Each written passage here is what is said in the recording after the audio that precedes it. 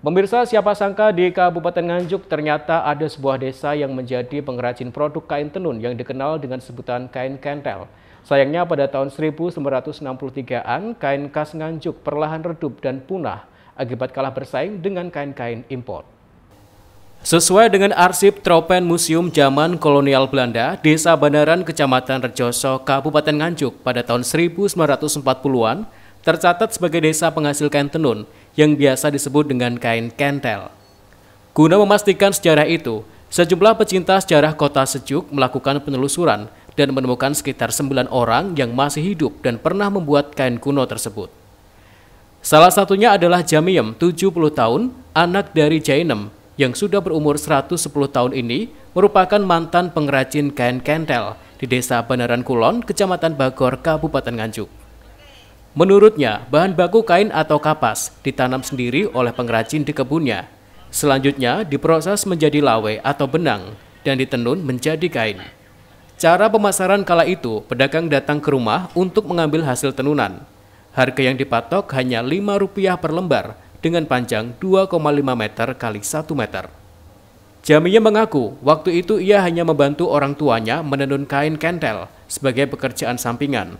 Bukti sejarah yang masih ada yaitu sisa lawe, hasil kerajinan orang tuanya, jarum dari bambu, kain warna lorek, dan juga stagen atau kain panjang pengikat pinggang. Putri sendiri, Bu, dulu memang produksi atau membuat kain itu, Bu, ya? Ya, Mbah ini bikin kain cuma bikin apa ya? Bikin samben gitu loh. Enggak benari-hari enggak. Enggak setiap hari. Kalau di desa sini, Bu, berapa banyak, Bu, orang-orang yang membuat kain seperti ini, Bu? Tahu saya itu cuma Mbah itu, belakang itu. Belakang situ ya. Iya. Kalau bahan bakunya, Bu, dulunya dari mana, Bu? Nanam sendiri. Kapasnya itu. nanam sendiri. Iya. Apakah orang satu desa gitu nanam semua gitu, Bu? Enggak, ya cuma itu yang mau gitu aja. Oh, gitu. Bu, untuk waktu itu, Bu, ya, untuk penjualannya sendiri bagaimana caranya, Bu? Setahu saya itu ada orang sini. Oh, yang beli lawene gitu. Oh, beli lawenya, enggak beli kainnya, Bu, ya? Enggak. Jadi masih bahan gitu, Bu, ya? Iya.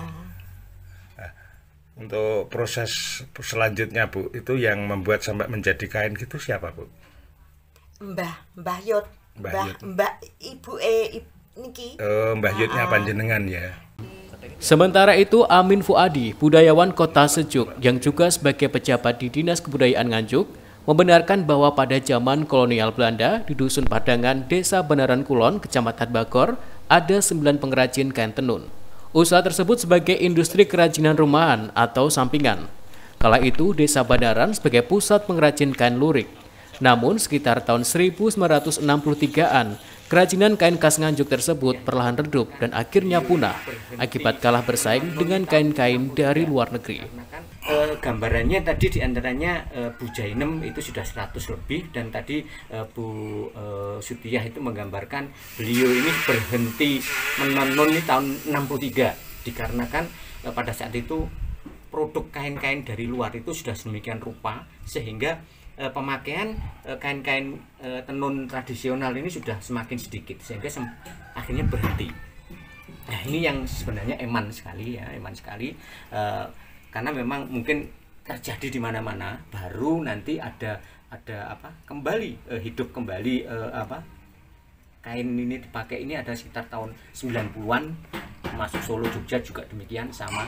Nah, hanya di Nganjuk berhenti total. Pihaknya juga meminta kain kentel tersebut diarsipkan di Museum Nganjuk Ladang dan akan mengusulkan kepada pemerintah daerah untuk membangkitkan kembali tenunan di Kabupaten Nganjuk. Ahmad Sarwani, CTV, Nganjuk.